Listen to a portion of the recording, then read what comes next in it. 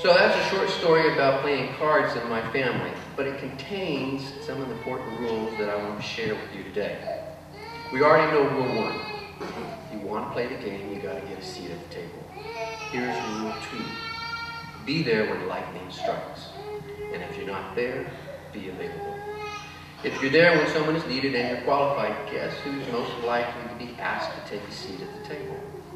Even though I was generally sitting there and looking over my dad's shoulder, there were some times I was sitting in the next room. But they knew I was available, and they would say, Jeff, and I was there in an instant, and I had a seat at the table. I was available. So timing is important. In fact, I think it's essential. And here's another story about timing. If you ask my siblings who was the favorite child, they would all say Jeff was the favorite child of the family, because Jeff got things that nobody else got. And that's true. I got a motorcycle when I was in high school, I got a cool car when I was in college, and I got other things too. So while it's true that I got a lot of things, I don't think it's true that I got them because I was the favorite. I think it's true that I got them because I had good timing and I asked. And the time to ask my father was on Fridays at 8 o'clock. On Fridays, he would come home after a hard week of work, he would smoke a cigar, and he would have a drink. And by 8 o'clock, he was feeling good, and he was feeling generous. And that was the time to ask.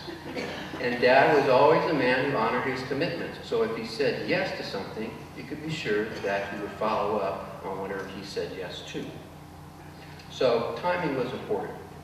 Here's another point that's related to that story. If you want something, ask for it. Don't let independence, honor, self-esteem get in the way. If it's good for you, if it's good for your future, ask for it. Dispense with pride. Ask for what you want. So, be there when lightning strikes, that's rule number 3. That's rule number 2. Rule number 3, learn how to play the game with others. I guarantee you, if I didn't know that Dad wanted some indication at the beginning of the hand whether or not I had a strong or a weak hand, I wouldn't have been invited to play that game as much as I did. So I learned how he played, and I learned how he expected me to play. And that's how I played. And at that time as a kid, I wasn't burdened by the idea that I knew how to play the game better than he did. Today we celebrate your graduation and the knowledge that you've acquired through your studies. And that's important. But here's another truth. Life is about relationships. I've seen it happen over and over, that it's not the person with the greatest knowledge or skills that experiences the greatest success. It's the person who has the most and the best relationships. So number 3 is learning how to play the game with others. Rule number 4, and this is a biggie. Let somebody do you a favor. And I want to say it again. Let somebody do you a favor. That's what my mom was doing when she made that big, complicated meal. She planned that elaborate dinner to take herself away from the table so that I could play cards in her seat. She was doing me a favor, which is just like my mom. And I didn't know that that's what she was doing at the time. It only dawned on me much later. And I'm grateful that she did. But here's the secret. Mom liked doing favors. I think most of us like doing favors. It feels good to be helpful. It feels good to give. It's a good feeling to be generous. So when you leave today, leave knowing that you're going to help someone feel good about themselves when you let them do you a favor. Just remember to say thank you. And my mom taught me that too. So these are the rules. Get a seat at the table. Be there when lightning strikes. Learn how to play the game with others. And let someone do you the favor. You guys are great. You should be very proud of your accomplishment. I wish you all the success on your future endeavors. And thank you very much.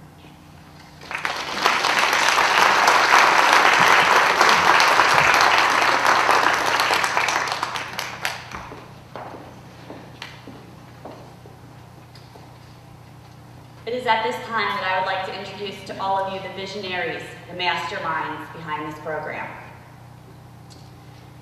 If it wasn't for this dynamic duo, none of us would be here. I am forever grateful for these two people.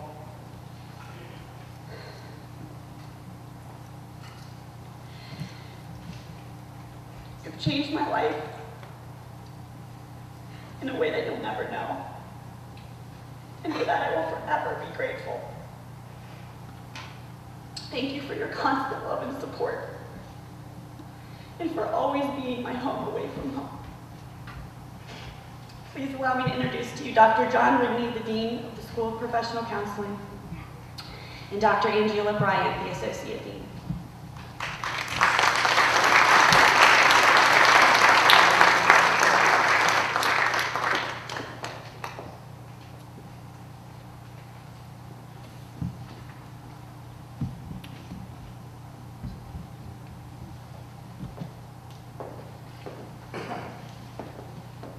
This is a tough day for us in many ways. Losing Beth is really a problem. I told her earlier today that I'm simply denying reality on this. You know, I'm just assuming that all this is just a bad dream, and she's going to continue to do the incredible job here that she always has. And in the event that that turns out not to be true, then we certainly wish her the best. She says that we have changed her, but I know she has changed my life in ways I always loved. Hearing the phone ring, and hearing a wonderful bouncy voice at the other end of the line, whatever the news might be. Congratulations, guys. It's a great day. You have so much of which to be proud.